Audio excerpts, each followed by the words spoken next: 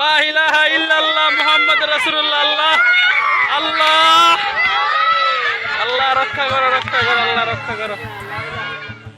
সোমবার দুপুরে নালিতাবাড়ী উপজেলার বাঘবেড় ইউনিয়নের দক্ষিণ সন্ন্যাসী ভিটা এলাকায় চেল্লাখালী নদীর উপর নির্মিত বেইলি ব্রিজটি পাহাড়ি ঢলের তীব্র স্রোতে বিধ্বস্ত হয়েছে। এ সময় ওই ব্রিজের উপরে থাকা 2 শিশুসহ 4 জন অল্পের জন্য প্রাণে রক্ষা পান। স্থানীয়রা জানান, পাহাড়ি ঢলের কারণে চেল্লাখালী নদীর পানি দ্রুত বৃদ্ধি পেয়ে ব্রিজটির অধিকাংশ অংশ পানিতে তলিয়ে যায়। এক পর্যায়ে প্রবল স্রোতের তোড়ে ব্রিজটি ভেঙে পড়লে নদীর 2 পাড়ের যোগাযোগ সম্পূর্ণ বিচ্ছিন্ন হয়ে যায়। এতে দক্ষিণ সন্ন্যাসী ভিটাসহ আশপাশের কয়েকটি গ্রামের মানুষের চলাচল বন্ধ হয়ে চরম দুর্ভোগের সৃষ্টি হয়েছে। এদিকে চেল্লাখালী নদীর পানি বৃদ্ধির কারণে শেরপুর নালিতাবাড়ী ভায়া গাজীর খামার সড়কের গোল্লারপাড় এলাকায় প্রবল স্রোতের পানি ওঠায় সোমবার সকাল থেকেই ওই সড়কে যান চলাচল বন্ধ হয়ে যায়।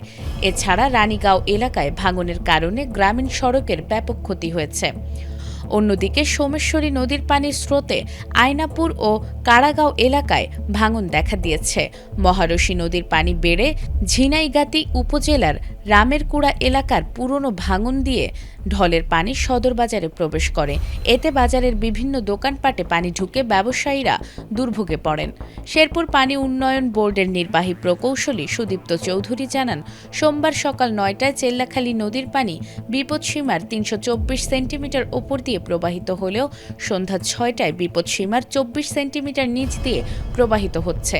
একই সময় সোমেশ্বর এবং মহারশী নদীর পানিও কমে গেছে। তিনি আরও জানান, দুপুরের পর থেকে বৃষ্টি কমে যাওয়ায় নদীর পানি নামতে শুরু করেছে। নতুন করে ভারী বৃষ্টি না হলে এবং উজান থেকে অতিরিক্ত পানি না এলে দ্রুত পরিস্থিতির উন্নতি হবে।